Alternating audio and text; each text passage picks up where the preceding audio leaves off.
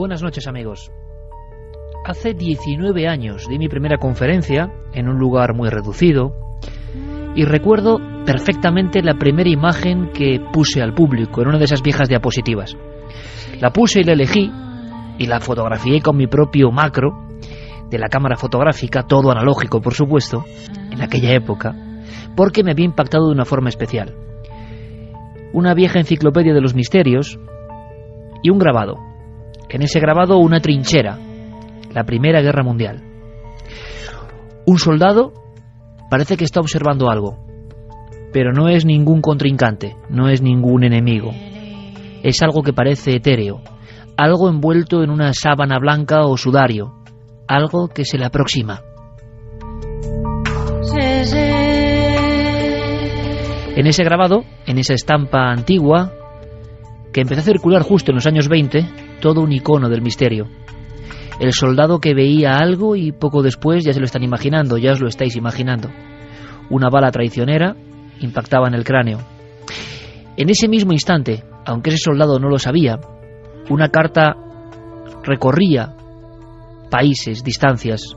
Una madre atemorizada, una madre angustiada, una madre que, de alguna forma, quién sabe, se representaba como imagen de auxilio, como una especie de vínculo mental o anímico.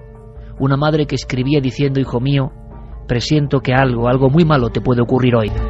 Claro, hace 19 años yo tenía 20 años, y una historia como estas, con nombres, apellidos y documentos tan añejos como ese grabado, me impactaron lo suficiente como para ser mi primera forma de aproximarme a este tema de cara al público. Ahora la vida ha dado muchas vueltas y podemos aproximarnos a estos temas incluso con científicos de primer nivel. Porque esta noche tan especial, con el horario y sus cambios, vamos a condensarla a tope, vamos a exprimirla a tope, vamos a aprender eso que es tan importante para los miembros de Milenio 3. Vamos a aprender, ¿sabéis de qué? De los últimos enigmas del cerebro. Porque ha pasado mucho tiempo desde aquellos últimos días de 1919, de aquellas apariciones, de aquellos presagios. La dama blanca, la señora blanca que se aparecía, a veces sonriente, a veces con cara de auténtico pavor, de terror, de pánico, como un elemento del inconsciente colectivo, en aquel instante, en aquella primera gran guerra. Y muchas veces, y se hicieron estudios, ocurrían cosas precisamente al soldado que era el testigo que horas antes había afirmado observar a la extraña. ¿Todo esto es un mito o no? Parece que no. Y en esta noche del cerebro, y hemos hecho varias en estos años, vamos a intentar empezar con algo que a mí me parece realmente fascinante. Algunos de los grandes hallazgos de la neurociencia, de la investigación de los impulsos eléctricos del cerebro, de la creación de aparatos y técnicas como el electroencefalograma, tienen que ver con esta historia que yo os acabo de contar, envuelta todavía en el vaho del antiguo, en las postales viejas, en los grabados impresionantes. ¿Con quién podemos hablar de enigmas del cerebro? Pues sin duda, como siempre lo digo, y con mi admiración máxima, con uno de los máximos expertos europeos del estudio de nuestro gran enigma dentro del cráneo. Él es director del área de neurociencia cognitiva del Instituto Carlos III de la Universidad Complutense de Madrid. Ha hecho libros fundamentales para comprender o intentar aproximarnos, porque parece en el fondo incomprensible, qué es el cerebro, si el cerebro es la mente, es lo mismo o no. ¿Qué está pasando? Es que cada año, como ocurre con la tecnología, como ocurre con la informática, hay novedades. Y tenemos que estar muy atentos, amigos, porque esas novedades casi tocan lo sobrenatural. Querido amigo Manuel Martín Loeches, te agradezco mucho que este día de tanto cambio y sé que una semana muy agitada para ti estés con nosotros. Buenas noches. Hola, buenas noches. Sí, que no te preocupes, que aquí estamos.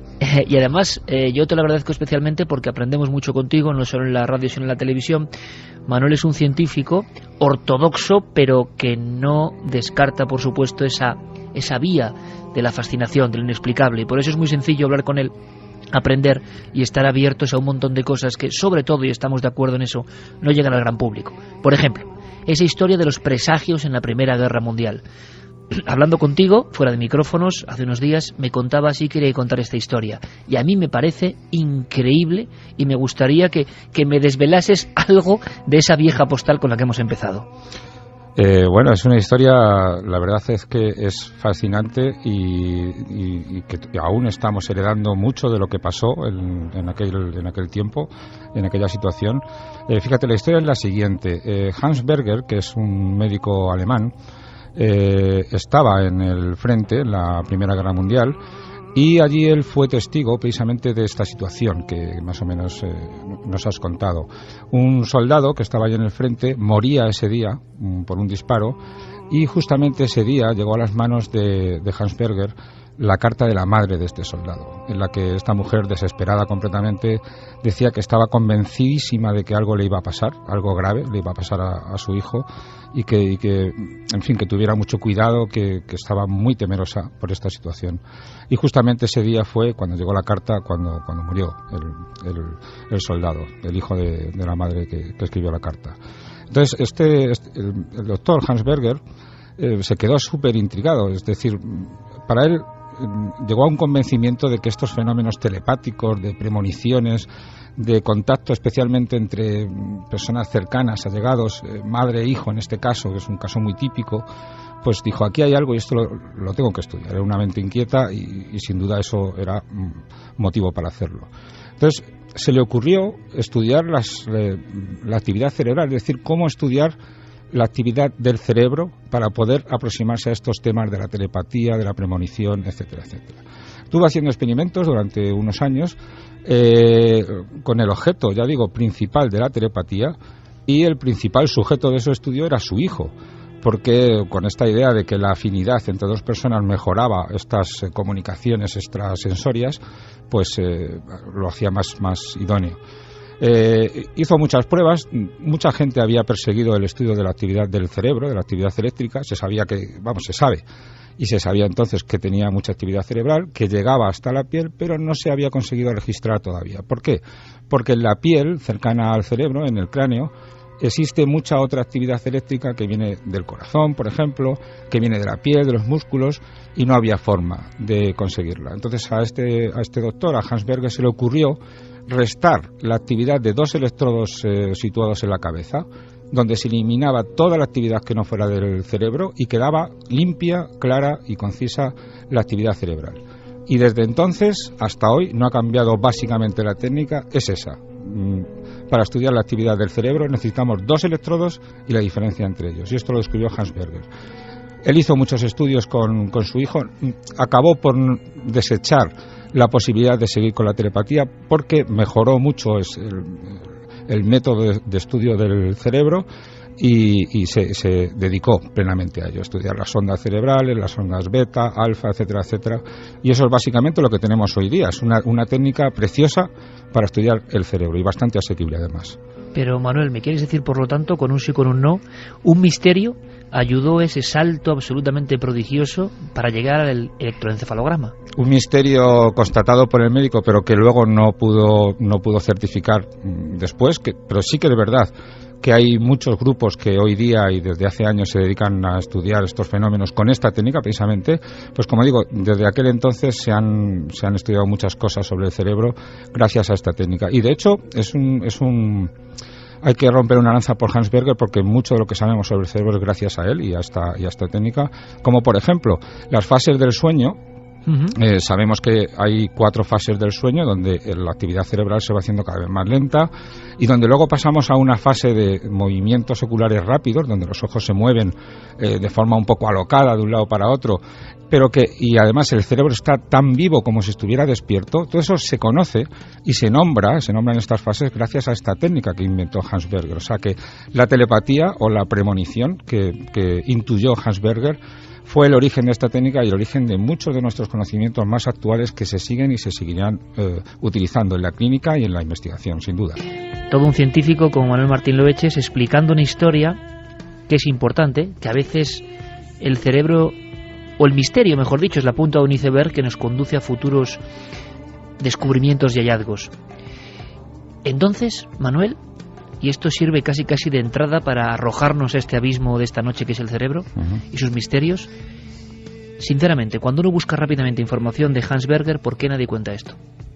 Pues no lo sé, se cuenta en muy pocos sitios, pero sí que es verdad que este tipo de historias, ya lo sabes, Iker, a veces son tabú en ciencia, y eso que hay científicos destacados y muy preparados que lo estudian o que lo intentan abordar, aunque como siempre nos encontramos con el viejo problema, y es que es difícil de replicar este tipo de fenómenos. Digamos, una conclusión con la que yo circulo y circulamos muchos científicos es que de alguna manera hay algo, puede haber, es decir, yo ahí no lo voy a decir como algo objetivo, pero puede haber una comunicación entre cerebros sin contacto por medios físicos conocidos, que serían más o menos desconocidos, pero son tan esquivos estos fenómenos que en fin, sigue siendo difícil y están de momento relegados y claro, es fácil que cuando se habla de Hans Berger, de la técnica de la electroencefalografía, esta historia pues se omita. Pero vamos, yo no tengo ningún reparo. Yo siempre que hablo de esta técnica lo cuento en todos los círculos. Me parece además muy maravillosa y muy interesante. Coincidimos y estoy seguro que ahora cientos de miles de oyentes que saben algo más que se les oculta habitualmente están muy agradecidos.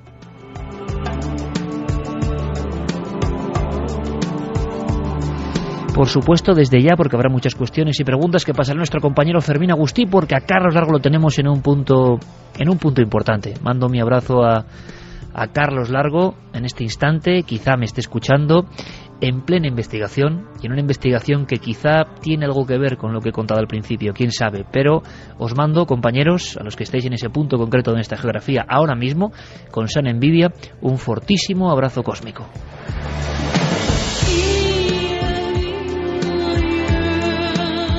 Líneas abiertas, vías de contacto, porque estoy seguro que habrá muchísimas reflexiones, preguntas, cuestiones. ¿Hasta qué punto se ha avanzado en el asunto del cerebro? Nosotros mandábamos una pregunta, una encuesta, una especie de llamada, para que vosotros la completéis. Algo así como: ¿la tecnología acabará por descifrar, por hacer visible? ¿Podremos visualizar nuestro pensamiento? Que parece el viejo sueño de siglos, ¿no? Ver los pensamientos, ¿será posible?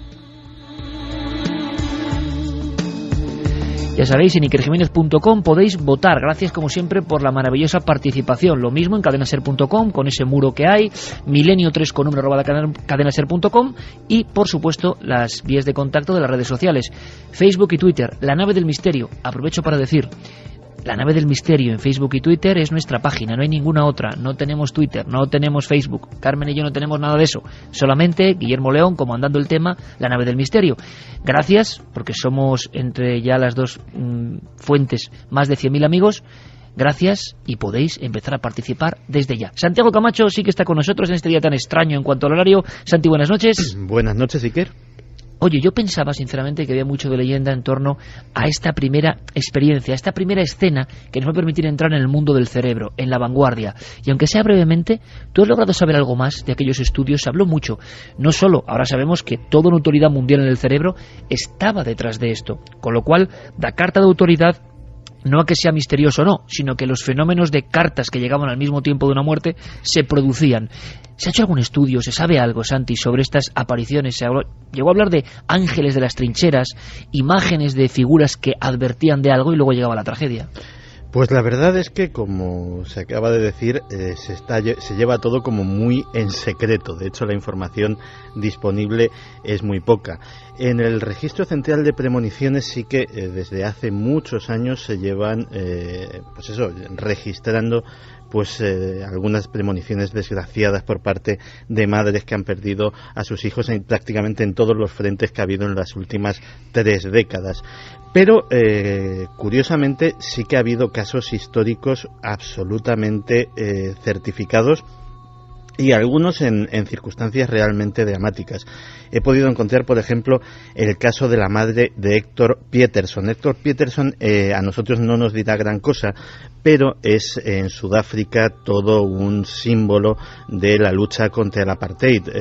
Murió en los incidentes de Soweto del año 1976, y en aquel país pues tiene institutos de bachillerato, tiene monumentos, tiene un montón de cosas erigidas en su memoria. Pues bien, lo que sabe prácticamente toda Sudáfrica es que la madre de Héctor Pieterson, la misma noche que falleció, tuvo un sueño, y tuvo un sueño absolutamente atroz. Un sueño en el que ella, que era una ama de casa, que no trabajaba, soñaba que trabajaba en una carnicería. y que estaba envolviendo un paquete de carne, una pieza enorme de carne sanguinolenta. Y con terror y sin poder dejar su trabajo y su tarea, en algún sitio de su mente sabía que eso era su hijo. Pues bien, prácticamente al despertar fue cuando le dieron la noticia de la muerte de Héctor Pietersen, de su hijo, de el que ahora es un héroe para toda Sudáfrica.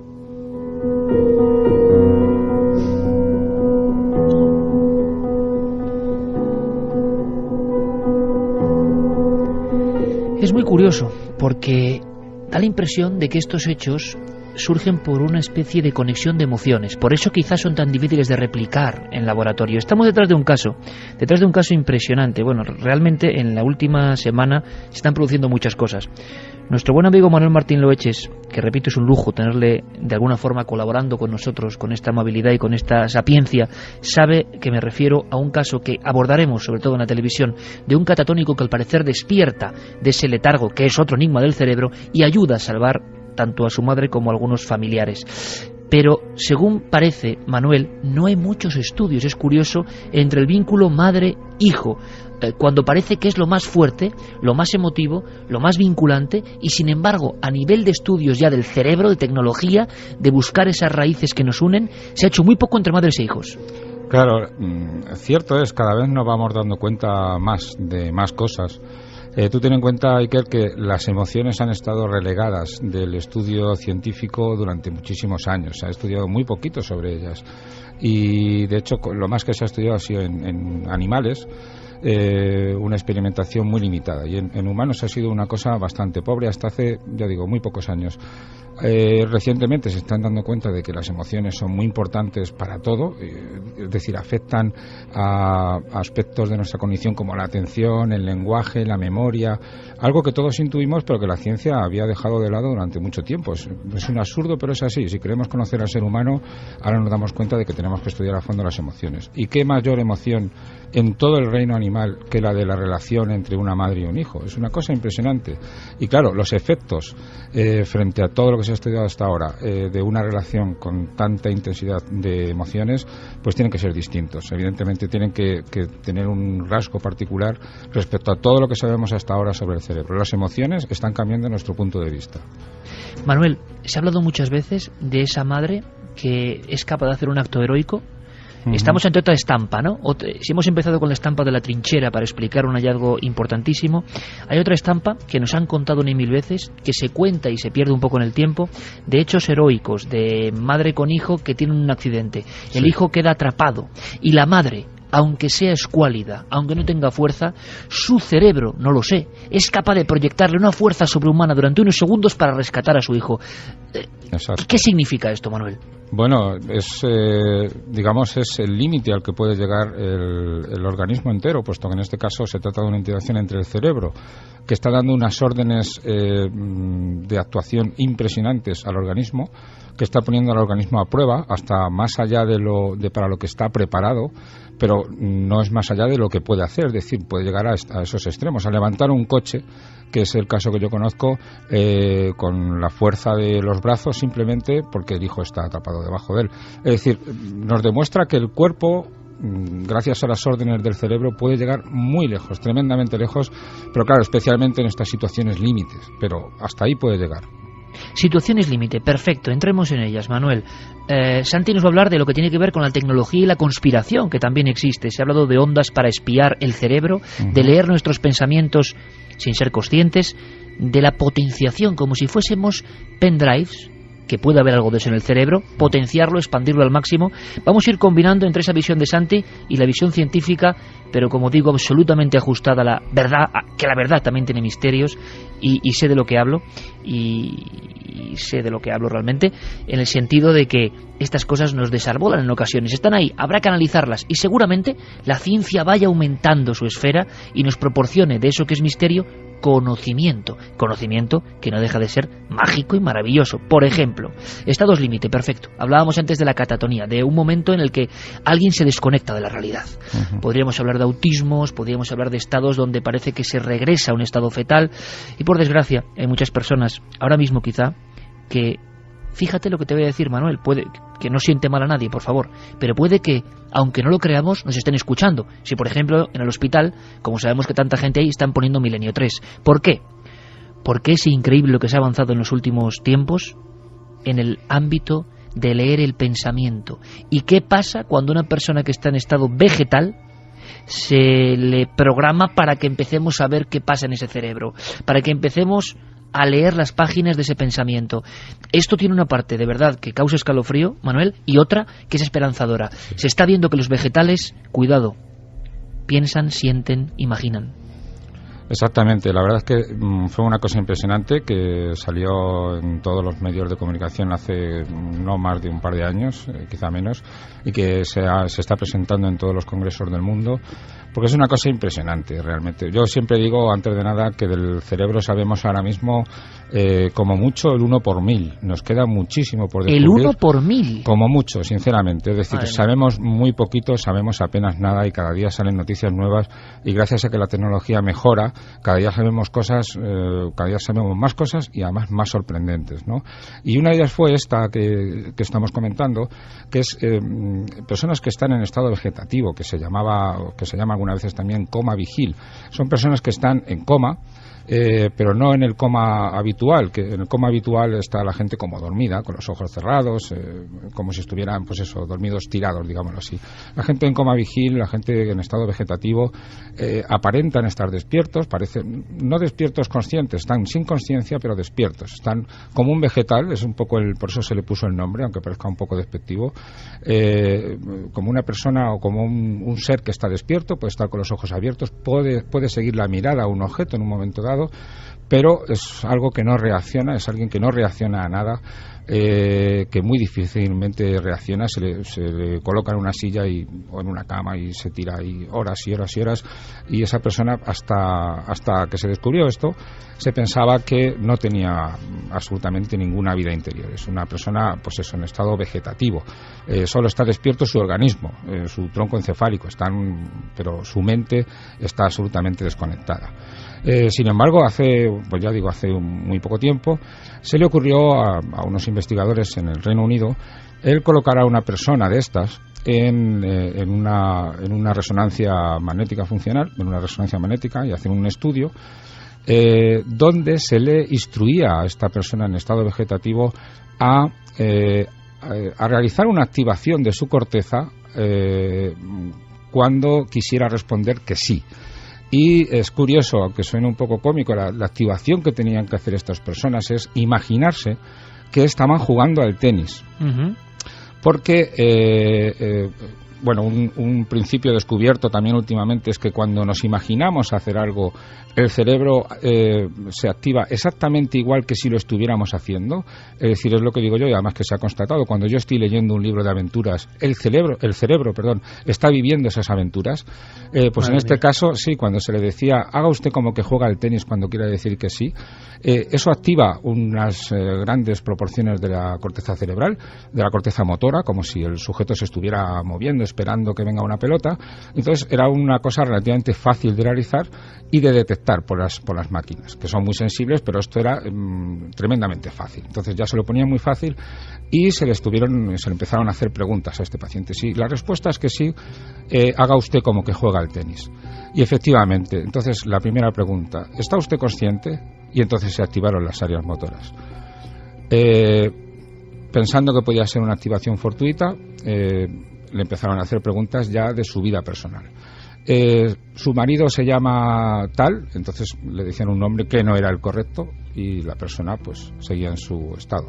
O sea, Manuel, se estaba estableciendo un diálogo con alguien que oficialmente era un vegetal absolutamente desechado de... Llevaba años, estaba en esta situación, en el estado vegetativo permanente, que se llama. Y la tecnología y el cerebro estaban trazando un diálogo imposible. Exacto, estaban comenzando a meterse en una mente que llevaba años completamente aislada y sin poder decir nada al mundo exterior. De repente empezó a poder comunicarse. Y efectivamente, cuando le dijeron el nombre de su marido, cuando luego hicieron pruebas y también le dijeron el nombre de su perro, que hacía años que no veía, también jugaba al tenis esta mujer. y dicho así en plan metáfora.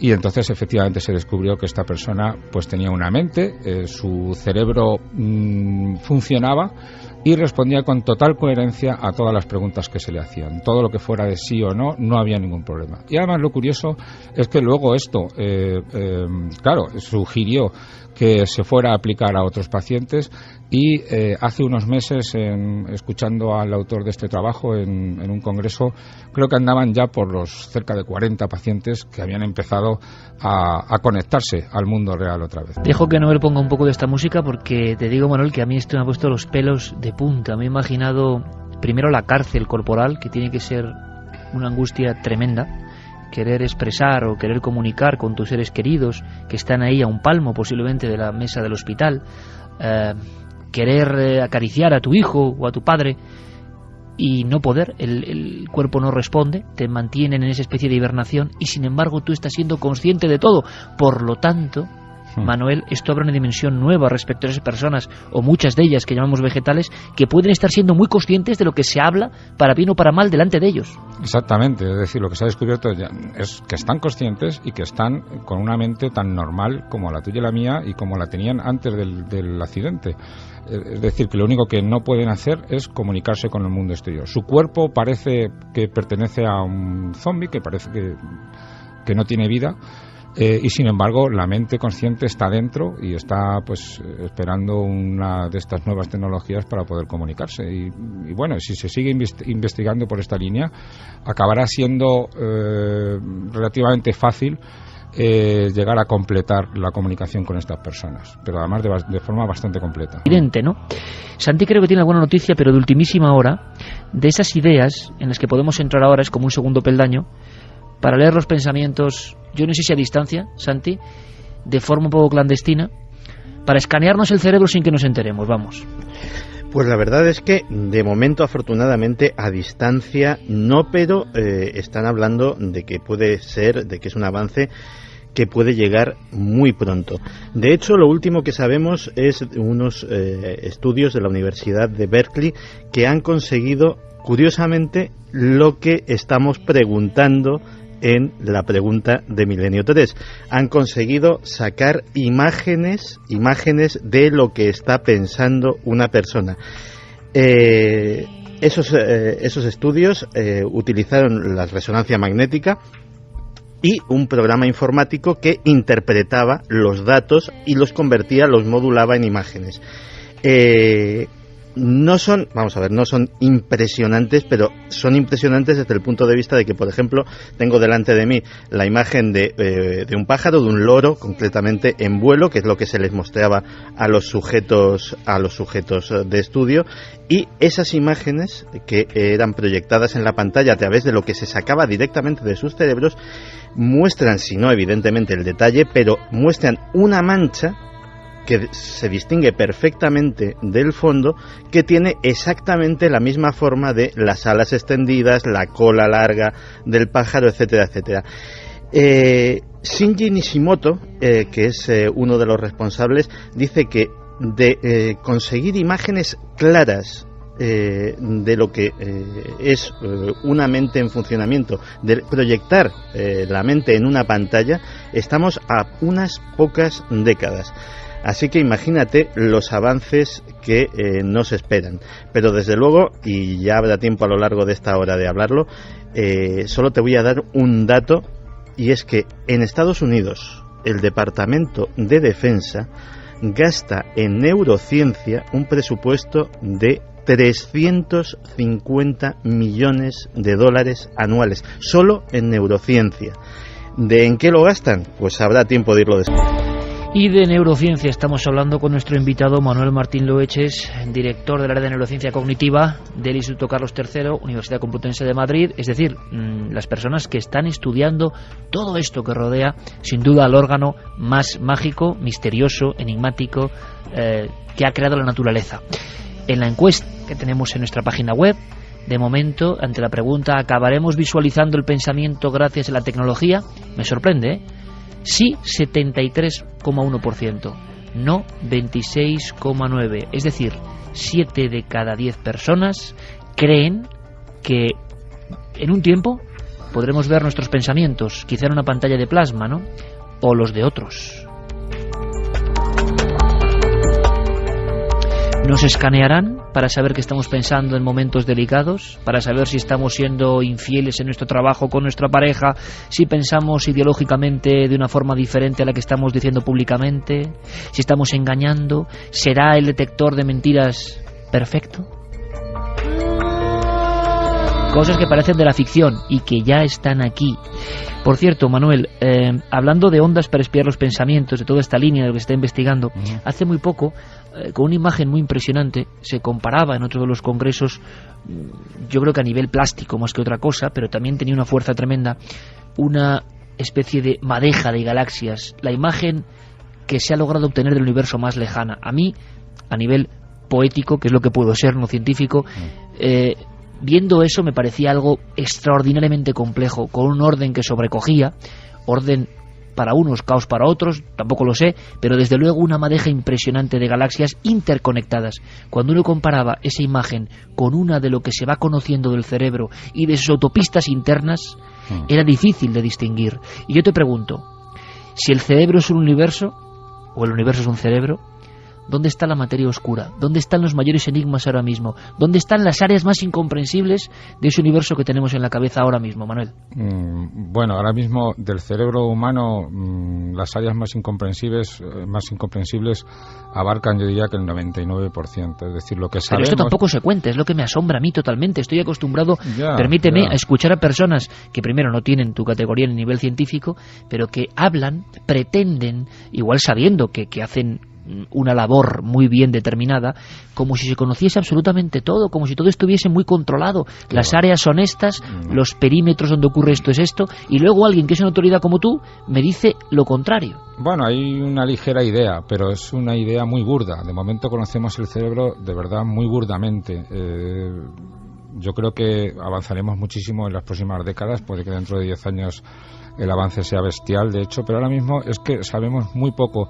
Tú fíjate que hay un proyecto de reproducir neurona a neurona una parte milimétrica del cerebro de una rata, y en esto se están invirtiendo muchísimos millones. Es el proyecto Blue Brain, que se inició en Suiza y que hay investigadores españoles del CSIC y de la Politécnica que están trabajando en ello. Y fíjate que se necesita un ordenador del tamaño de una habitación para reproducir toda la información que se sabe de 1 milímetro cúbico del cerebro de una rata, y además de una parte del cerebro muy básica, muy simple, es el cerebro motor o el somatosensorial, es decir, son áreas primarias, áreas muy simples.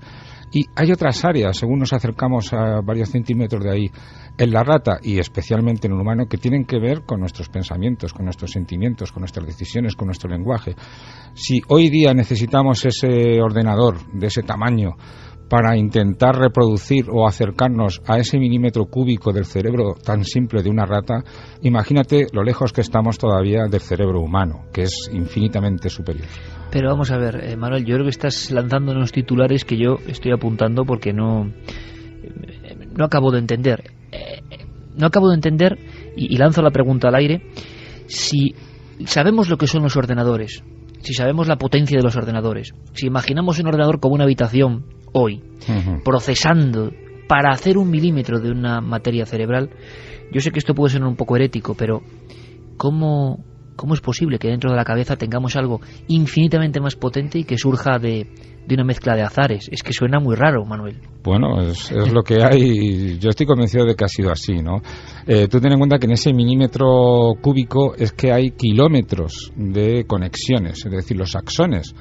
En 1 milímetro de cerebro de rata hay kilómetros de esas autopistas que se entremezclan en esa madeja. Exacto, son milimétricos, pero si los pusiéramos todos juntos abarcarían varios kilómetros. Estamos hablando de 1 milímetro cúbico. Imagínate la extensión de nuestra corteza cerebral. Esto es la corteza cerebral, tiene aproximadamente 45 centímetros.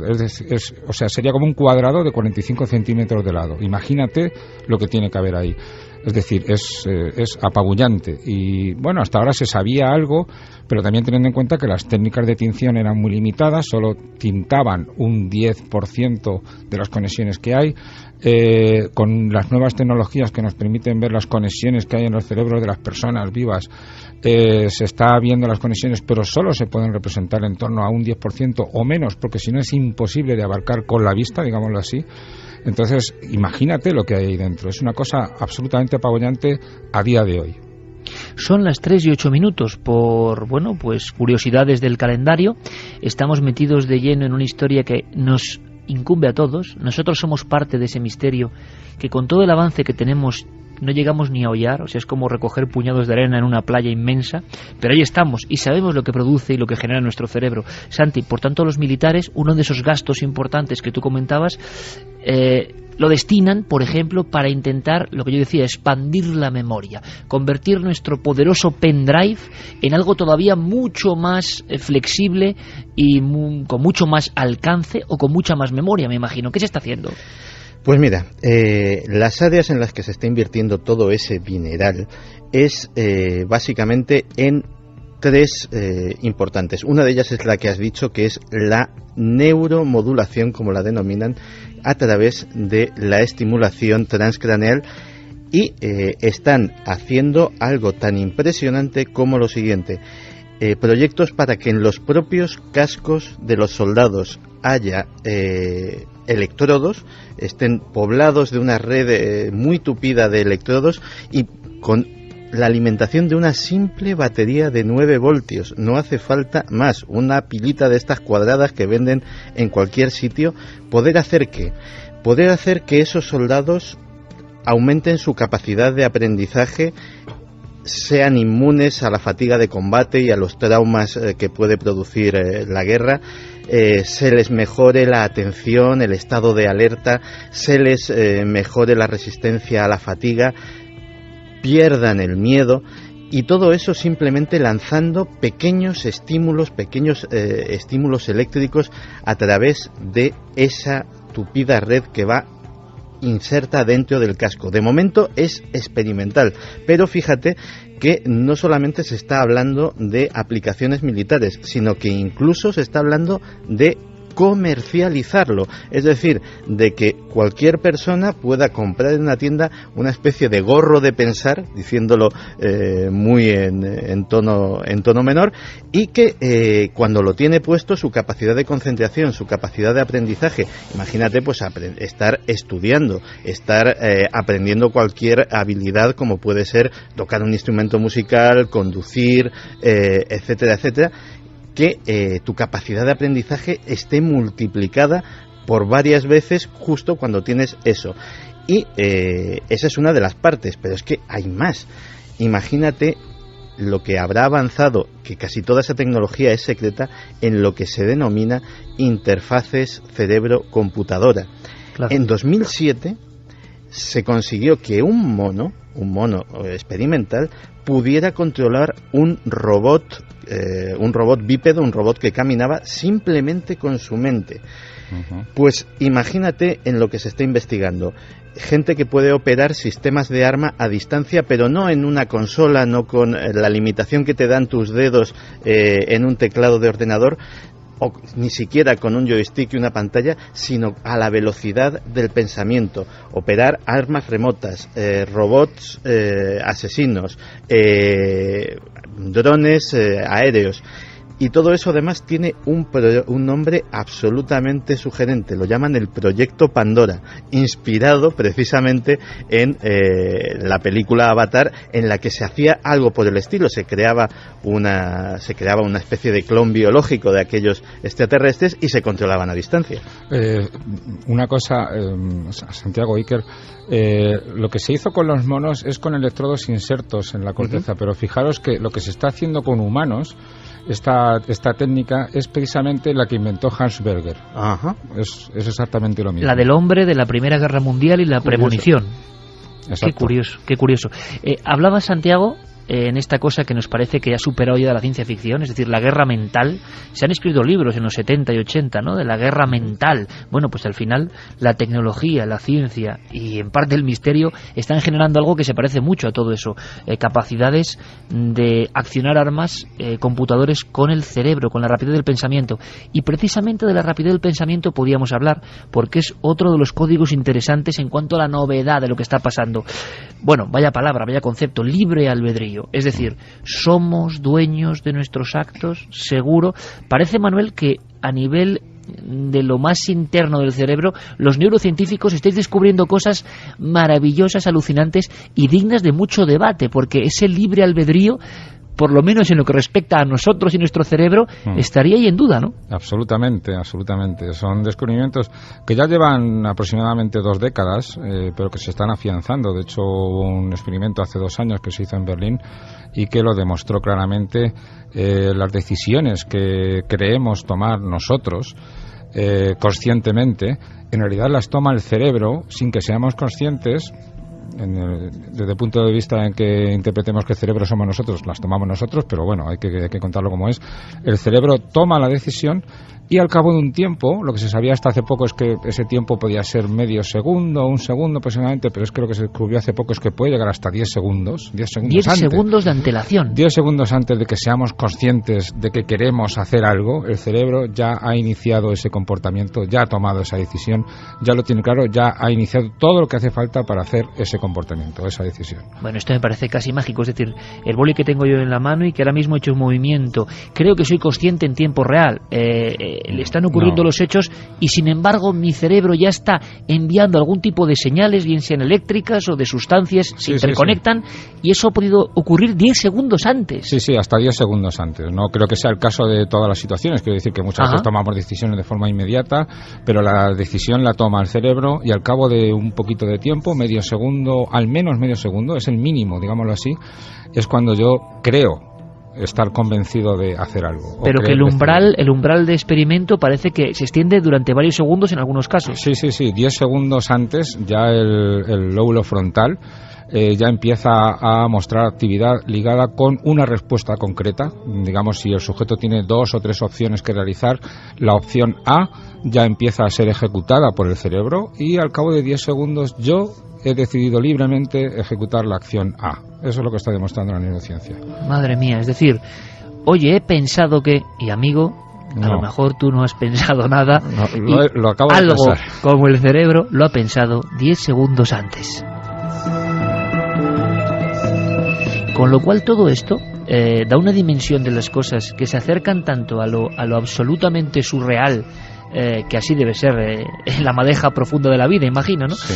Pero desde luego que son cosas que yo te agradezco, Manuel, que contemos al gran público. Yo el primero, soy el primer ignorante, porque habitualmente, por desgracia, la frialdad, que es lógica y necesaria en lo que son los estudios, no llega. Y muchas veces las personas sí que, por ejemplo, tienen un concepto de misterio, bueno, la telequinesis, la telepatía, la precognición. Si eso está muy bien, pero es que resulta que la ciencia experimental, la ciencia que ha logrado reproducir estos experimentos que estamos contando, está ya tocando cosas que son igual o más misteriosas todavía. ¿Por qué no va a ser esto misterioso? Es que es increíble, ¿no? Yo desde luego considero, creo que uno de los hallazgos, o sea, que una de las máximas computadoras esté ahora funcionando, la imaginamos funcionando a todo tren, para coger un pequeño milímetro cuadrado, una mínima porción del gran campo de fútbol del cerebro, vamos a llamarlo así para que lo entendamos, y esté esforzándose para igualar eso en una rata, entonces ¿qué maquinario tenemos ahí y por qué lo tenemos ahí y por qué unos seres humanos que hacemos cosas tan absolutamente estúpidas habitualmente tenemos esa potencia ahí latente? Vamos a hablar también de una cosa que por desgracia está muy de moda, Manuel, que es la depresión y que se está descubriendo en los cerebros con depresión. Pero antes, si me permites, 3 y 17 minutos, Fermín Agustí, compañero, hay, imagino, muchas preguntas, reflexiones, cuestiones. Por lo menos vamos a escuchar brevemente a nuestra audiencia. Fermín, buenas noches. Hola, Iker, buenas noches. ¿Qué cuentan nuestros amigos y amigas sobre el cerebro? Pues están llegando muchísimos mensajes. Por ejemplo, Valenciana Turolense nos dice: tenéis mucha razón, mi padre estuvo en coma y no reaccionaba. Yo le hablaba por el móvil cuando estaba en la UCI porque no me dejaban entrar. Reaccionó qué bonito y salió mensaje del coma. Qué bueno, o sea que seguramente recordó luego esas llamadas. Qué bueno, qué bueno. También, por ejemplo, Miguel Ángel nos cuenta: buenas madrugadas, milenarios, referente a lo del coma. Yo estuve en coma inducido y sí que se oye lo que te dicen, pero a nivel inconsciente es él el que escucha y te monta unos sueños la mar de curiosos. Qué bueno, gente que ha estado en ese trance del coma y que nos está escribiendo. Paco Delgado también nos cuenta: buenas noches, apasionante el tema de hoy. Lanzaría una pregunta para Loeches. ¿Todavía existen zonas del cerebro sin descubrir? Gracias. Bueno, pues lo ha respondido Fermín en el aspecto más sorprendente. Más que zonas por descubrir, lo que hay que preguntar es cuánta zona está descubierta, ¿no? Sí, digamos que se sabe burdamente cómo funciona el cerebro, todas las zonas del cerebro, pero muy burdamente. De momento nos queda por aprender sobre el cerebro, sobre muchas partes de nuestro cerebro, muchísimo. Son unas grandes desconocidas. Sí. Qué gran titular, te digo, Manuel, y qué impactante para la gente, porque yo lo digo, el público, me incluyo, aceptamos, vamos a decirlo, paradigmas, conceptos. Durante un tiempo se hablaba del 10%, que no sé por qué, el 10% del cerebro. Sí, eso es una leyenda urbana. ¿Verdad? Pero enseguida cuajó, quizá porque es muy comprensible. Pero luego, años después, que eso era mentira y que se conocía el 100% del cerebro. Y muchas personas, equivocándonos conceptos, han sustituido una cuestión legendaria por otra que tampoco es correcta, que es que controlamos perfectamente el cerebro, y al final ni una ni la otra, ¿no? O sea exactamente. Digamos, aquello del 10% era que usamos solo el 10%, y eso no es cierto. En nuestra aproximación burda al cerebro sí que sabemos que todo el cerebro está activo continuamente, estemos durmiendo, estemos en la fase que estemos. Todo el cerebro está activo, porque de hecho lo que no está activo se acaba muriendo al cabo de los minutos o las horas. Lo que no sabemos es lo que hace, eso sí, pero sabemos que está haciendo cosas. Más preguntas así a vuela pluma, como en un resumen, Fermín. Vamos con más preguntas. David nos pregunta que si se inventarán alguna especie de micropartículas o nanobots regeneradores o activadores de las células que hacen como una persona pueda despertar del estado vegetal.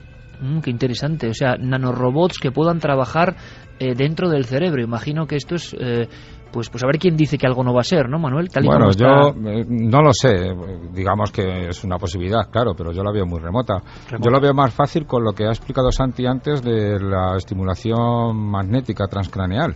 Con los campos magnéticos. No meter nada dentro de la red del cerebro, que eso debe ser muy difícil, ¿no? Hombre, difícil no, yo creo que se podrá hacer y de hecho se está haciendo algo parecido. Circunstancialmente se hacen cosas. Cuando se implanta un implante coclear, por ejemplo, se está uno metiendo en el cerebro directamente, en el sistema nervioso, y se podrán hacer muchas cosas, y se hacen inserciones de electrodos intracerebrales para estimular zonas y demás, pero quizás consigamos mucho con estos campos magnéticos, que son de alguna forma limpios. No hay que abrir la cabeza, en fin, son muy efectivos. Yo creo que por ahí podían ir los tiros. Pero bueno, pues Fermín, podían ser muchas cosas. Gracias por esa primera tanda. Desde luego es un tema que interesa, porque es un tema con el que todos tenemos que ver, ¿no? Todos tenemos cerebro, aunque a veces parezca lo contrario. Y tenemos ese misterio enorme, esa antena, como creían los antiguos, para conectar con lo trascendente o quién sabe con qué, pero que está ahí emitiendo cosas, y que los hombres estamos estudiándonos a nosotros mismos. Claro, mente, cerebro y conciencia. Yo te digo, Manuel, que eso va a ser otro programa, porque eso va a ser imposible de abordarlo hoy.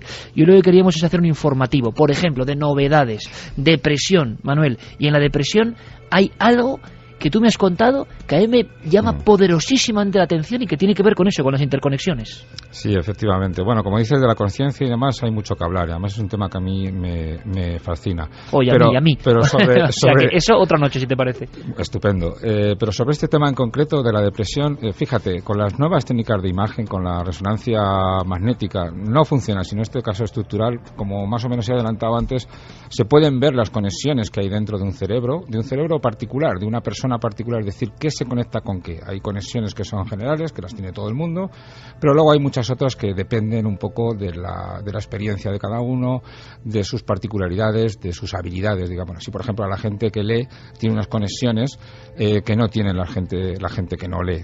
Tanto los que saben leer como de los que saben leer, los que leen mucho y los que leen poco. Se han generado autopistas, vamos a decir, físicas, por un acto que nos parece casi espiritual, vamos a llamarlo así, como es leer, que no es físico, ¿no? Y sin embargo tu cerebro tiene un reflejo de eso. O sea, mira, como decía Cajal, yo te lo comentaba una vez, lo de el hombre es arquitecto de su propio cerebro, ¿no? Exactamente. Esa es la idea. De hecho, las conexiones se están haciendo continuamente. Ahora mismo las estamos haciendo todos los que estamos aquí y se están haciendo. Y otras se deshacen, desaparecen, pues porque no se utilizan o porque no se deben utilizar.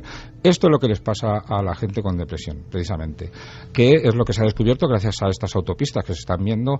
Lo que se ve es que los depresivos conservan demasiadas autopistas, es decir, tienen exceso de conexiones. Entonces, esto significa que hay muchos recuerdos que no han conseguido borrar, que no han conseguido minorizar, y eso es en gran parte causa de su depresión, precisamente. Bueno, esto también me parece un tema absolutamente increíble. Es decir, podemos pensar en la depresión así a priori, viendo el mapa, Manuel, en un cerebro más empobrecido, en un cerebro quizá poco estimulado, y sin embargo en este caso es todo lo contrario. Exacto. El poder del pasado, el poder de quizá los traumas, no sé, las flagelaciones llegan a las flagelaciones del alma, ¿no? De alguna forma llegan a reflejarse en lo que es. Madre mía. Digamos, un cerebro tiene que aprender a descartar aquello que no es necesario y quitarse ese lastre. Eso es una cosa que tenemos que aprender todos en la vida. Todos tenemos situaciones negativas y positivas, y cuando se le da el mismo peso a una y a otra, o más peso a lo negativo, se mantiene ahí y se mantiene como conexiones que se pueden ver hoy día en el cerebro.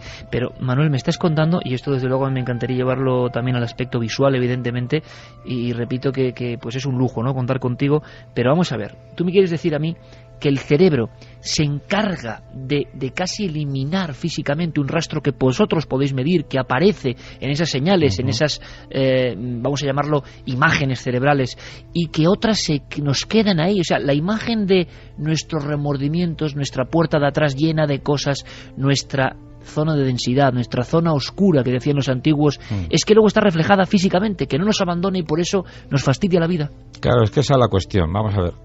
La ciencia identifica hoy día, aunque sepamos poco sobre el cerebro, identifica la mente con el cerebro. Casi todos los neurocientíficos opinan así. Y de hecho opinan que la conciencia, por ejemplo, es un invento que no sirve para prácticamente nada, salvo, como decía un neurocientífico muy conocido, para sentirnos culpables cuando hacemos algo mal. Y quitando eso, para nada más. Entonces, en la medida en que vamos descubriendo cada vez con más detalle cómo es el cerebro por dentro, vamos descubriendo todo aquello que nos parecía mental y exclusivamente mental, lo vamos viendo reflejado físicamente en el cerebro, en forma de conexiones o en forma de expansiones de áreas o en forma de neuronas de cierto tipo. O sea, que la depresión tiene un dibujo, tiene una foto. Absolutamente, absolutamente. Y no solamente la depresión, incluso la personalidad y muchas otras experiencias de la vida. Y por ejemplo, ahora estoy pensando, tú lo sabes, tienes un niño ahora muy pequeño, ¿no? Y yo tengo también una niña muy pequeña. Tú, sí, estamos en ese proceso absolutamente mágico, en fin, inefable, ¿no? Sí, inefable, sí, total. Imposible de describir con meras palabras. El afecto, el amor, el afecto, el hablar a alguien con cariño, eso generará una serie de estímulos que de alguna forma, comparándolos con un cerebro que por desgracia haya tenido abandono, haya tenido desasosiego desde el principio, aunque no sea consciente, aunque no pueda hablar, eso en un cerebro de un niño, por ejemplo, ¿se podría ver? Digamos que a largo plazo, quiero decir, en el del niño, que todavía se están formando muchas cosas, según pase el tiempo se verán cada vez más claras. Sí, ciertamente el trato afectivo es absolutamente fundamental en nuestra especie, que es la especie más social de este planeta. Claro, pero entonces, Manuel, ese trazo entre lo emotivo y lo físico dentro de un cerebro ocurre, ese vínculo está. Sí, o sea, es que para la neurociencia más ortodoxa, en la que yo me suelo incluir, es que es físico antes que psíquico y después que psíquico también. Es decir, lo psíquico no deja de ser algo secundario a todo eso físico que está pasando en nuestro cerebro. Madre mía. Al revés, cerebro empobrecido, cerebro con pocas, vamos a llamarlo, conexiones, autopistas. ¿En qué caso se suele dar esto? ¿Por una falta, digamos, de interés, de desarrollo cultural, de desarrollo de lectura, de desarrollo de observación? Porque hay una gran duda, y eso será otro programa también, pero es una gran duda. Se habla de que Internet está produciendo... Hay dos corrientes, más potenciación de ese pendrive que tenemos todos dentro, más capacidad de análisis, y hay corrientes, tú lo sabes bien, Manuel, que dicen que al revés, más cantidad de cosas, menos profundización, menos desarrollo, empobrecimiento. No, empobrecimiento para nada. Para nada. Internet está siendo una fuente de información muy rica y por lo tanto está permitiendo acceder a esa información. Información es poder en todos los sentidos, no solamente el político, realmente es el de poder pensar mejor, e Internet nos lo está haciendo más fácil. Eso sí, claro, entre esa facilidad está en que algunas veces la información quizás no sea fidedigna o no sea actual, ¿no? Hay de todo en Internet, ¿no? Pero no nos hace más torpes. Lo que sí que nos haría más torpes en relación con la tecnología, que se habla mucho en este sentido, es el estar haciendo 2 o 3 o 4 cosas a la vez, que eso sí nos pasa muchas veces con Internet, con el ordenador y con las capacidades que tiene un ordenador para mostrarnos muchas cosas a la vez. Entonces, en la medida en que disgregamos nuestra atención, las cosas se hacen peor. Y si enseñamos al cerebro a trabajar a medio gas en 3 o 4 cosas, funcionará siempre a medio gas en todo lo que hagamos. Entonces, ahí sí puede ser un peligro, pero en la medida en que sepamos reconducir esta forma de aproximarnos a las tecnologías, y lo estamos constatando ya, lo estamos sabiendo y lo vamos a poder corregir, no habría ningún problema. Internet es una bendición, diría yo. Qué bueno, Manuel. Santi, teletipo de última hora prácticamente. Algo pasado en Uganda que tiene que ver con alguna anomalía cerebral y, bueno, los titulares que son muy impactantes. Se habla de niños zombie. Sí, la verdad es que es una de esas cosas atroces que asolan África y que realmente es un misterio científico. La enfermedad de la cabeza que asiente o la enfermedad de los niños zombies, según la fuente a la que acudas. Un desorden cerebral que, según las fuentes más fidedignas, está afectando actualmente a más de 3.000 niños en el norte de Uganda, que los deja física y mentalmente absolutamente desvalidos y absolutamente en un estado que recuerda mucho a los zombies. Los niños poco a poco van apagándose, poco a poco van perdiendo su vitalidad. Los primeros síntomas suelen darse entre los 6 y los 8 años. Y en el siguiente estadio de la enfermedad empieza a aparecer el balanceo de cabeza, un balanceo de cabeza constante que recuerda a los movimientos de los enfermos de Parkinson y que los niños no pueden controlar. Poco a poco la mirada se va, he visto imágenes y son espeluznantes. Poco a poco la mirada se va vaciando, la mirada va perdiendo vida, el rostro pierde la expresión, los niños empiezan a andar arrastreando los pies, sus capacidades, y como tú dices, también se ven seriamente afectadas. Y finalmente pues se sientan todo el día con la cabeza moviéndose de arriba abajo constantemente y su estado se va deteriorando hasta que fallecen. Nadie ha conseguido todavía, y hay médicos de diversas organizaciones internacionales trabajando en el terreno sobre el tema, dar con una explicación y muchísimo menos con una cura, ni siquiera con algo que pueda aliviar los síntomas o mejorar el sufrimiento de estos pequeños. Se ha especulado sobre que pueda tratarse de algún parásito endémico en la zona, alguna carencia de vitaminas o incluso una terrible carambola que sea la concatenación de varios factores que se aunan para que estos niños sufran este estado. Pero lo cierto es que ahora mismo es uno de los grandes misterios de la medicina y nadie da con ello, y la enfermedad en esa zona norte de Uganda, muy localizada, pero lo cierto es que se está generalizando, se está extendiendo entre la población más joven y el propio gobierno ugandés ha pedido un grito de auxilio a la comunidad internacional para que sus mejores cerebros en el ámbito médico se pongan a trabajar a ver si encuentran una solución. Manuel, hemos hablado del afecto, el amor, la lectura, imagino que la conexión con el arte, con lo cultural, en fin, cosas de pensamiento lógicamente positivo tienen que beneficiar al cuerpo, al alma, al cerebro, a todo eso. Al revés, te pregunto, ¿qué elementos exteriores pueden hacer que nosotros tengamos un cerebro más empobrecido a nivel de pérdida de neuronas, pérdida de conexiones? ¿Se sabe algo? ¿Qué contenidos mentales más o menos macabros o aberrantes o empobrecidos, no sé cómo llamarlos, pueden afectar a la contra? Bueno, en realidad... El miedo, quizá, no lo sé. No. Yo creo más bien que el miedo sería una experiencia que enriquecería el cerebro, aunque en un sentido negativo. Es decir, tendría su mayor número de conexiones, pero con un resultado, pues en el estado de ánimo, por ejemplo, y en el funcionamiento cognitivo nefasto. Lo que le viene muy mal al cerebro humano es la falta de estimulación. Y eso sí que es algo que ya hace tiempo se comprobó, que teniendo a las personas aisladas, completamente aisladas, en silencio absoluto, sin ninguna estimulación, sin nada que les toque, ni tan siquiera las manos, a los que se les ponía, a los sujetos se les ponía unos guantes, especie de guantes de boxeo, para que no sintieran nada en absoluto, al cabo de unas horas la gente se volvía absolutamente loca, empezaba a alucinar, digamos, el cerebro proporcionaba sus propias imágenes, sus propias audiciones, para poder estimularse de alguna forma. El cerebro necesita estimulación, y de hecho las personas que han sido poco estimuladas durante su infancia, y no olvidemos que dentro de esta estimulación está la estimulación emocional, la de la relación con los padres, pues acaban teniendo un cerebro muy empobrecido, con menos neuronas de lo que tiene el resto de las personas, con muchas menos conexiones, y de hecho si los pusiéramos en una balanza, un cerebro normal y un cerebro de una persona que ha recibido poca estimulación, aun con el mismo tamaño, el cerebro de la persona con la estimulación empobrecida pesa menos gramos. Esto se ha comprobado con animales, no con humanos, pero desde luego a nosotros nos tiene que ocurrir exactamente igual.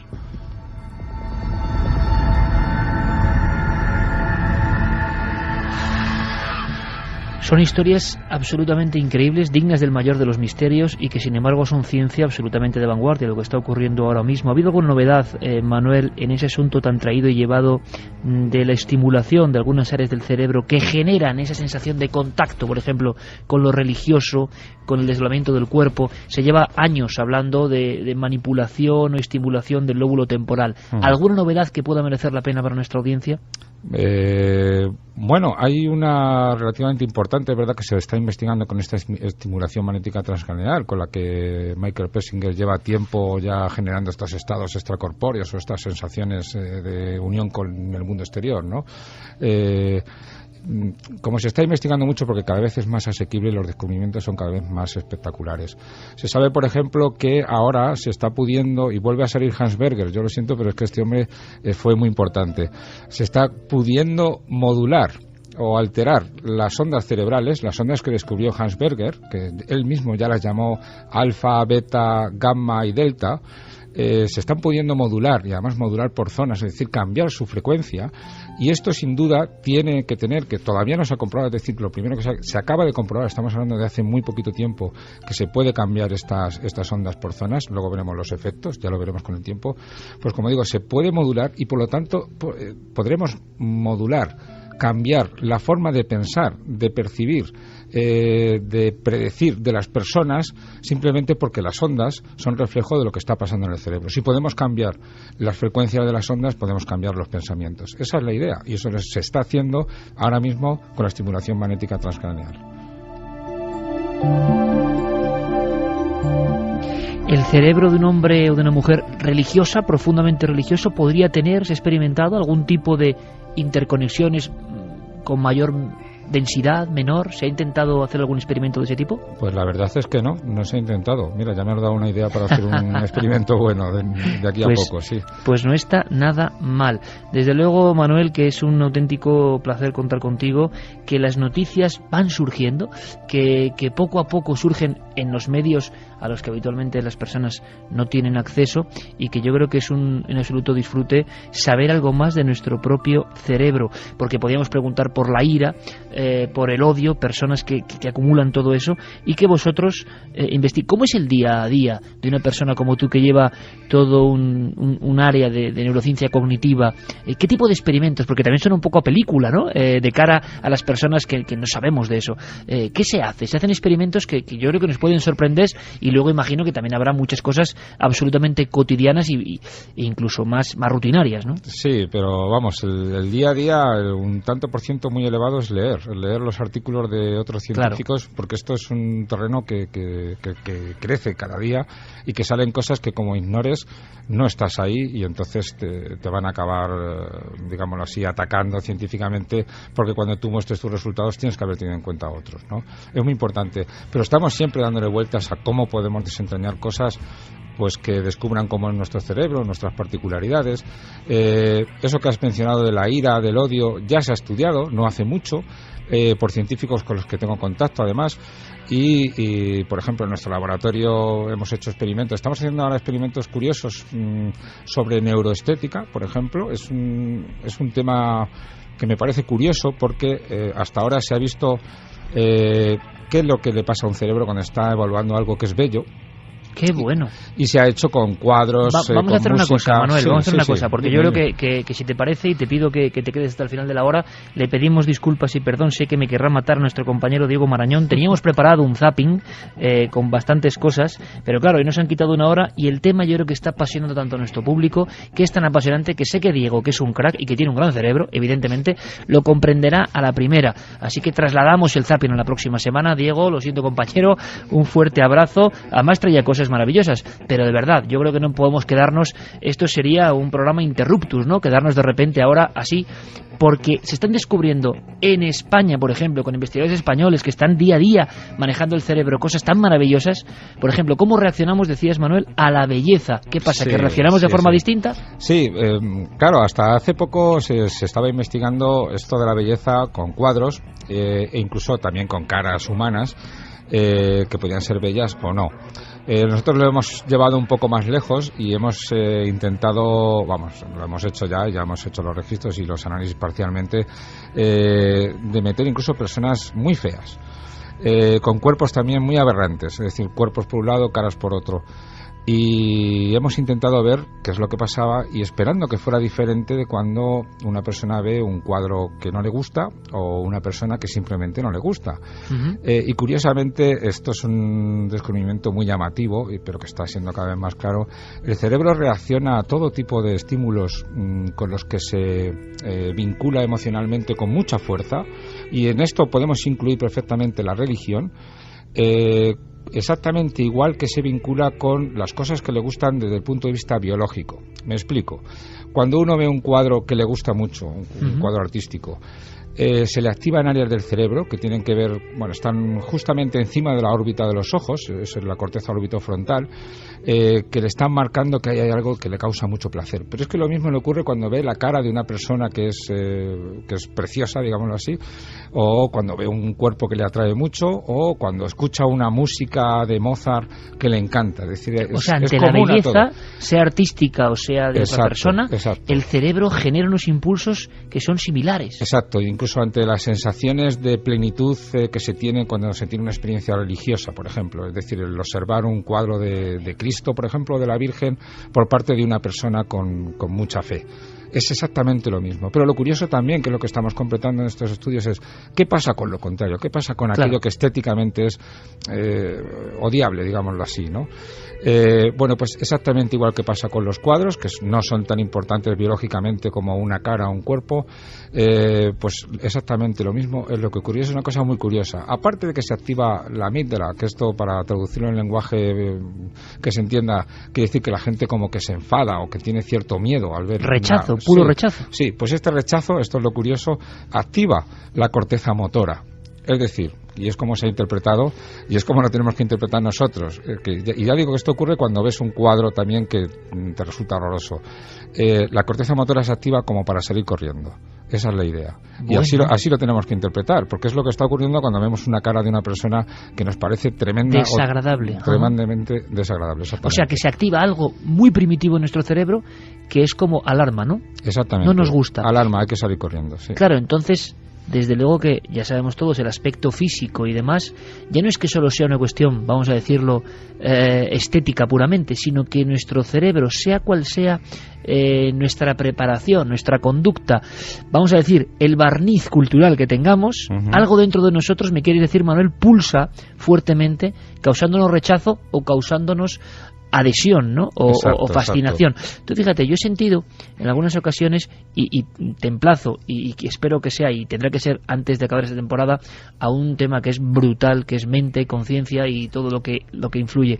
Pero claro, que es un tema absolutamente maravilloso y que también hay, y yo me he zambullido en él, claro, con el peligro que eso tiene, con el desconocimiento absoluto, pero por lo menos con pasión, eso sí. ¿Qué ocurre? Yo, por ejemplo, ante algunas pinturas prehistóricas, Manuel, ante algunas pinturas en Altamira, por ejemplo, a solas, y lo he contado en alguna ocasión, y no tengo ningún tipo de problema ni de rubor, faltaría más en confesarlo, yo es la ocasión que más cerca he estado de creer ver un más allá, o una conexión que quizá tenga una explicación científica, no lo sé, pero absolutamente mística, absolutamente de arrebatamiento, absolutamente fuera de lo cotidiano, que no se parece a nada de lo que yo he vivido en toda mi vida. Esas sensaciones, vamos a decirlo, de conexión con lo religioso, también, por lo tanto, se dibujan, están ahí dentro, ocurren con ciertas cosas y en ciertos momentos. Y se ha llegado a hablar, Manuel, de enfermedades, el síndrome de Stendhal y todo eso, de sobredosis de belleza, es decir, que podría llegar físicamente a alguien a enfermar por eso. Exactamente, sí. Es una cosa impresionante, porque es que además el arte, invención humana por excelencia, y uno de los grandes misterios que tendremos que desentrañar antes o después, está hecho de tal manera que estimula de una manera muy fuerte nuestro sistema visual y sus conexiones con el sistema emocional. Digamos que cada vez que vemos una obra de arte que nos atrae, que nos gusta, es decir, que no nos provoca ese rechazo de los objetos feos, se está produciendo un baño de opiáceos, es decir, de sustancias químicas similares a los opiáceos, en este caso endógenos, en nuestro cerebro, con un inmenso placer y con el peligro de que ocurra ese síndrome de Stendhal que a algunas personas les ocurre cuando este baño es excesivo. Es decir, mira, vamos a hacer un experimento ahora mismo, ¿no? Quiero que pongas esta música en un instante. Es Lisa Gerrard, es una música absolutamente tocada, primero emitida por un cerebro prodigioso y que conecta o que tiene esa sensibilidad. Escuchemos un momento esta música, imaginemos qué está pasando en nuestro cerebro. A mí, y por eso hago música y radio siempre unidas, me parece que las músicas, y determinadas músicas, Manuel, llevan algo, evidentemente, de esa sustancia del arte más profundo. ¿Será el arte la última puerta a la espiritualidad? Y entiéndeme, ¿será el arte, la música, la pintura, la escultura, la impresión del arte de la propia naturaleza, un paisaje, eso que hace estremecernos de una forma absolutamente imposible y que nuestro cerebro todavía comprende y conecta con eso, y esa conexión arte-cerebro todavía no está muy bien explorada? Sabemos lo que ocurre, pero no sabemos por qué.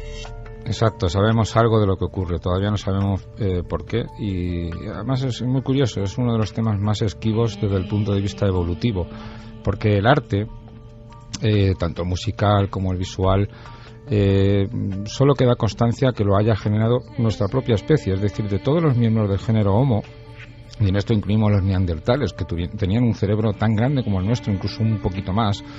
La única especie que lo ha generado es la nuestra, que es la que queda claro hoy día, que es la única que existe, que es la que tiene un lenguaje articulado como el nuestro, y que curiosamente tiene este arte, y tiene este arte en todos los ámbitos, musical, pictórico, etcétera, etcétera. Sigue siendo un misterio porque no se explica desde el punto de vista evolutivo cuál es el poder adaptativo del arte. Se piensa que, bueno, pues podía ser una muestra frente a los demás de que quien hacía arte es una persona habilidosa desde el punto de vista mental, pero es una explicación muy pobre. Digamos que hoy día no es, bueno, puede ser convincente, claro, no cabe duda que es así, pero no explica mucho. Es decir, el surgimiento del arte no queda claro. Sí sabemos que causa mucho placer, es una cosa que causa intenso placer y a la que se le puede dedicar toda una vida, y efectivamente así lo estamos viendo y así lo hemos visto siempre. Claro, y desde el principio del tiempo, con seres humanos que apenas tenían, imagino, más que para vivir en un mundo duro, y sin embargo algunos tenían esa conexión prácticamente sagrada. Enseguida vamos con más mensajes y quiero que Santiago Camacho escuche atentamente este documento, que es de una película que se llama Origen, muy extraña, que hablaba de sueños dentro de sueños, y me cuenta, Santi, que esto está a un paso en este noticiario de la mente, el cerebro y sus misterios de convertirse en realidad. Escuchamos. ¿Cuál es el parásito más resistente? Una idea. Una sola idea en la mente de una persona puede levantar ciudades.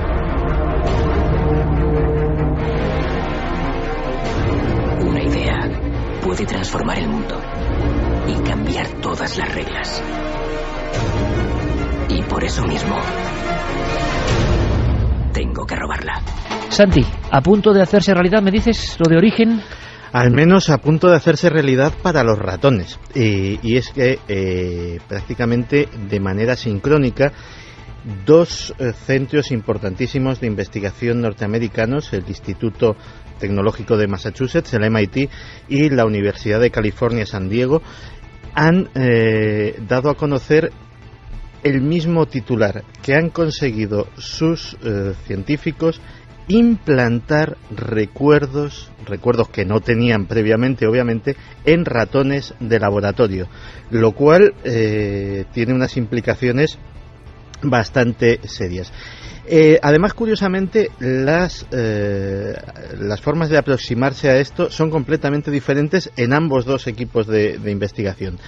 El de California, liderado por Mark Myford, utiliza básicamente una combinación de drogas e impulsos eléctricos.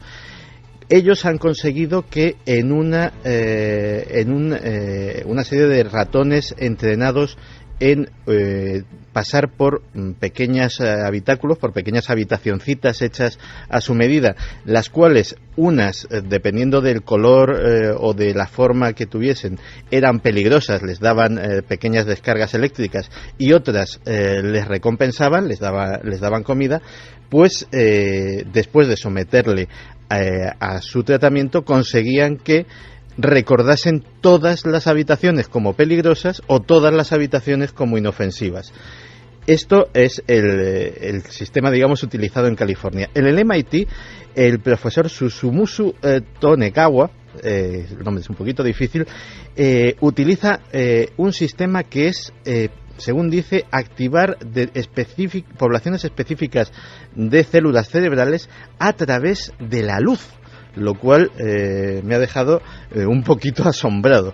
Y en este caso, pues lo que consiguen es resultados muy parecidos, e incluso pues activar, por ejemplo, que recorridos sencillos, o que, por ejemplo, cubículos que tienen una recompensa y que ellos no han visto nunca, pues consigan saber que efectivamente ahí dentro recuerden que hay algo pues para comer. Y no han estado nunca, o sea, han creado una especie de visión remota en alguien que no ha estado. Pero fíjate, Santi, no es la primera vez que yo escucho algo de investigaciones sobre la luz y el cerebro. Manuel, yo no sé si esto entra dentro de más o menos lo insondable, lo extraño, pero he escuchado a algún científico hablando de las extrañas propiedades, vamos a llamarlo, de la luz, o experimentos con luz y cerebro. ¿Es posible?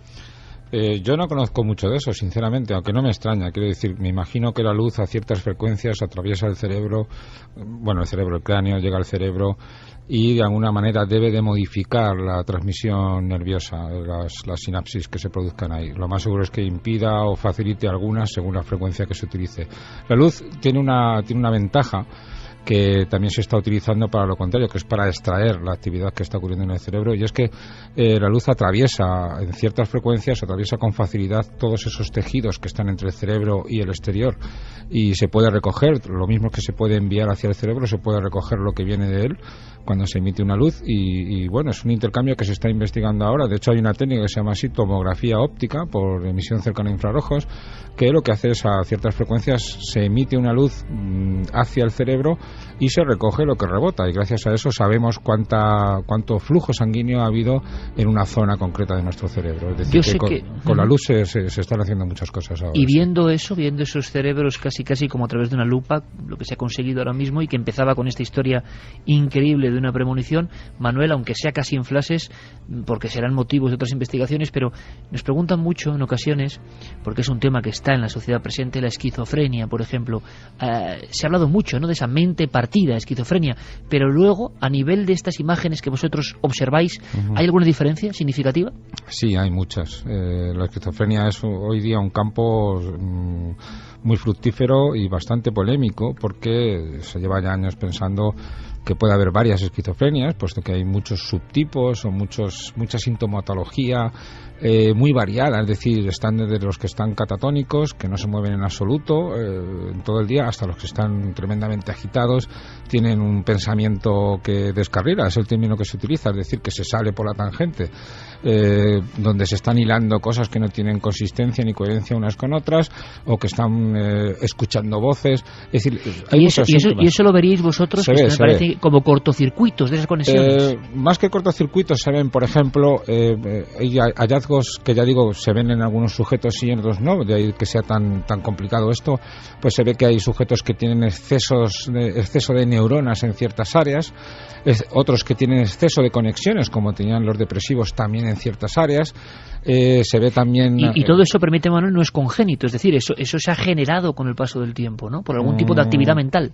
Ahí está, también distinguir hasta qué punto es el origen de la enfermedad o la consecuencia de la enfermedad, pues tampoco está claro, porque, en fin, tenemos el problema de que muchas veces coger a un sujeto para poder ser objeto de estudio desde el principio de la enfermedad es muy difícil, aunque es lo que se está haciendo. Y además que muchas veces cuando una persona manifiesta ya su primer brote, digámoslo así, de una enfermedad como estas, es posible que se haya estado cociendo algo ya en su cerebro durante mucho tiempo y haya provocado esos cambios, que ya digo son muy evidentes y se van viendo cada vez más. Pero lo que está muy claro, Manuel, es que el cerebro no es algo fijo, el cerebro no es algo unitario para todo el mundo. Hay unas diferencias en los cerebros que, claro, estamos acostumbrados a ver la imagen de un cerebro, ¿no? Sí. Y lo vemos siempre tan igual, ¿verdad? Que eso ha generado el arquetipo de que, vale, todos tenemos esto aquí y como no tiene color como los ojos, exacto, y no se ve, es igual para todo el mundo. Y me da la impresión de que hay tantos cerebros como personas realmente, incluso, exacto, a nivel físico, ¿no? Exacto, de hecho yo, haciendo la metáfora más allá, en la medida en que cada mente es diferente, cada cerebro es diferente y se puede hacer una foto de cada cerebro, se puede hacer hoy día y ver unas diferencias notables, se ven muchísimas diferencias. Según lo que tú hagas en la vida, a lo que te dediques, digámoslo así, hay una huella en tu cerebro y no solamente a lo que te dediques, sino muchas vivencias y aspectos particulares de tu pasado han dejado una huella visible en el cerebro de la cual se le puede hacer una fotografía, pues si no ahora mismo de todo, de aquí a una década o dos, de prácticamente todo en el cerebro, y podemos sacar muchísima información. O sea, las huellas de nuestro pasado, para bien y para mal, conviven con nosotros ahí dentro. Ahí están. Y se ven. Madre mía, desde luego. Y cuando tú observas, como un detective del cerebro, Manuel, un cerebro humano, de tantos que habrás visto, tantas imágenes, tantos estudios, tantos congresos, tantos trabajos, ¿te viene a la mente alguno que te haya llamado la atención de forma especial? Es como cuando a mí me preguntan, oye, ¿qué caso a ti extraño? ¿A ti qué imagen te viene? ¿Porque te sorprendió? ¿O al revés? ¿Por su belleza? ¿Por su orden? ¿Qué cerebro te ha impresionado a ti como auténtica autoridad en la materia después de tantos años de investigaciones? Hablo de primera vista, ¿no? De impacto, de la imagen, de la fotografía. Bueno, en realidad me han impresionado muchísimos trabajos, ¿no? Hay muchas cosas. Destacar, yo sinceramente destacaría uno del que ya hemos hablado, que es el de las personas en estado vegetativo, cómo de repente se ven esos mapas en un congreso, te los muestran en pantalla grande, se les ve activos a esas personas, ¿no? Te recorre un escalofrío con total seguridad. Yo creo que ves vida, ves pensamiento, exactamente, ¿no? Ves, ahí está esa persona respondiendo. Para mí eso fue muy impactante y muchísimas cosas son impactantes. Es decir, el ver cómo simplemente la lectura o cierto tipo de actividades modifican las conexiones me sigue pareciendo impactante. Es decir, son cosas que más o menos se saben de hace tiempo, pero con más como intuición que otra cosa, y ahora se están constatando, y es que realmente es una cosa que te emociona día a día. Es decir, yo por destacar no puedo destacar nada, es que son muchísimas cosas, sinceramente. Pues eso es un lujo, Manuel, trabajar en algo que no le apasione y ser detective del cerebro a nivel científico. Yo te agradezco una noche más, una noche sobre el cerebro, hablar de cosas que en este caso es que son pura ciencia, pero que tocan no, es que se zambullen en el total y absoluto misterio. Y yo te emplazo muy pronto, no solo para los continuos trabajos en la televisión, sino para hablar de algo que a mí me tiene muy, muy tocado, que es mente, conciencia, espíritu, quién sabe, cerebro, y lo debatiremos, hablaremos y sobre todo aprenderemos. Un honor, Manuel Martín Loeches, de verdad, hasta la próxima. Gracias por pasar esta noche más corta con tus amigos de Milenio 3. Un placer, Iker. Gracias. A ti. Y Santi Camacho, lo mismo te digo, gracias compañero por toda esta información, estamos muy al tanto, en el cerebro se mueven muchas cosas. Claro que sí, un tema apasionante esta noche, muchas gracias.